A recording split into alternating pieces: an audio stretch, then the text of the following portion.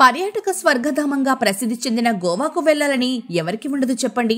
అయితే తెలుగు రాష్ట్రాల నుంచి అక్కడికి వెళ్లాలంటే నేరుగా రైలు సర్వీసు లేక ఇన్నాళ్లు పర్యాటకులు చాలా ఇబ్బందులు పడ్డారు. ఏటా దాదాపు 80 లక్షల మంది స్వదేశీ పర్యాటకులు గోవాను సందర్శిస్తూ ఉండగా ఇందులో 20% మంది తెలుగు రాష్ట్రాల వారే.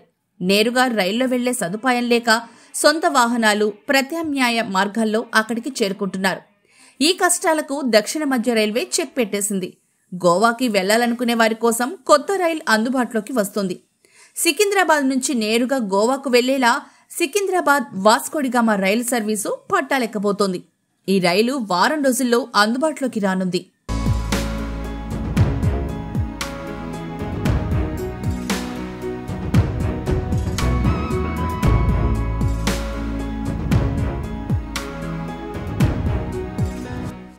ఇప్పటి వరకు సికింద్రాబాద్ స్టేషన్ నుంచి వీక్లీ సర్వీసు, కాచిగూడ నుంచి 4 బోగీల సర్వీసు అందుబాటులో ఉన్న సంగతి తెలిసిందే.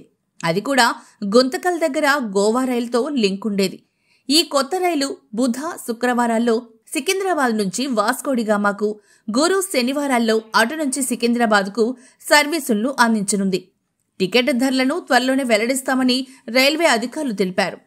ఈ రైలు సికింద్రాబాద్, కాచిగూడ, షాద్నగర్, జడ్చెల్ల, మహబూబ్ నగర్, గద్వాల్, కర్నూల్ సిటీ, డోన్, గుంతకల్, బళ్ళారి, హోస్పేట, కొప్పల్, గడగ్, హుబ్బళ్లి, ధార్వాడ్, లోండా, క్యాసిల్ రాక్, కులెం, శాన్వోర్డెం, మడగావ్ జంక్షన్లో ఆగుతూ వాస్కోడిగామా వెళ్లేలా ప్లాన్ చేస్తున్నారు.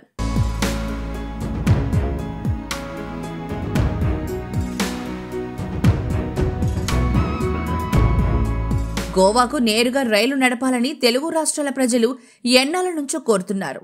ఈ క్రమంలోనే కేంద్ర మంత్రి కిషన్ రెడ్డి సికింద్రాబాద్ నుంచి నేరుగా గోవాకు రైలు నడపాలని ఇటీవల రైల్వే శాఖకు విజ్ఞప్తి చేశారు.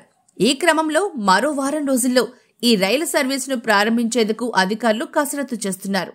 ఈ రైలు ప్రారంభమైతే తెలుగు రాష్ట్రాల నుంచి గోవాకు మరింత మంది పర్యాటకులు పెరగడం ఖాయం.